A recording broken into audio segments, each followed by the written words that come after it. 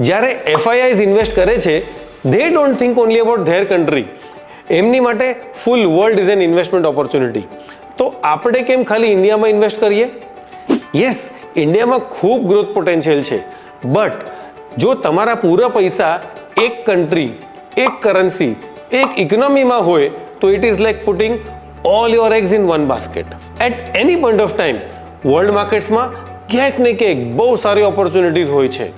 યુએસમાં આ વર્ષે, ચાઇનામાં last year, એના પહેલાના વર્ષે યુરોપમાં. Now how do you track everything? The answer is very simple. Invest in funds જે ગ્લોબલ એક્સપોઝર આપે છે.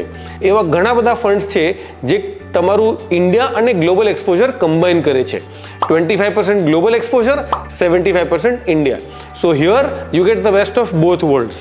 આ ફંડ્સ તમને આપશે જ્યોગ્રાફિક ડાયવર્સિફિકેશન, યાની કે પૈસા અલગ અલગ કન્ટ્રીઝમાં. સેક્ટર ડાયવર્સિફિકેશન કે યુએસમાં ટેક, યુરોપમાં લક્ઝરી, એશિયામાં મેન્યુફેક્ચરિંગ. કરન્સી ડાયવર્સિફિકેશન, જો રૂપિયા અગર નીચે જાય તો પણ તમારો પોર્ટફોલિયો સ્ટેબલ રહેશે. અને style diversification, growth, value, defensive બધાનું મિક્સ. આની સાથે ટેક્સ એડવાન્ટેજ અને લિક્વિડિટીનો બી ખૂબ એડવાન્ટેજ મળે છે આપણને. પ્લસ ઓટો રીબેલેન્સિંગ, જે કન્ટ્રીમાં હાઈ વેલ્યુએશન હોય તે એક્સપોઝર ઓછું થઈ જાય અને જ્યાં લો વેલ્યુએશન હોય તે એક્સપોઝર વધી જાય. સો નેક્સ્ટ ટાઈમ તમે જ્યારે ઇન્વેસ્ટ કરતા હો તો એક લોકલ ઇન્વેસ્ટરની જેમ નહીં, બટ એક એફઆઈઆઈની જેમ વિચારજો.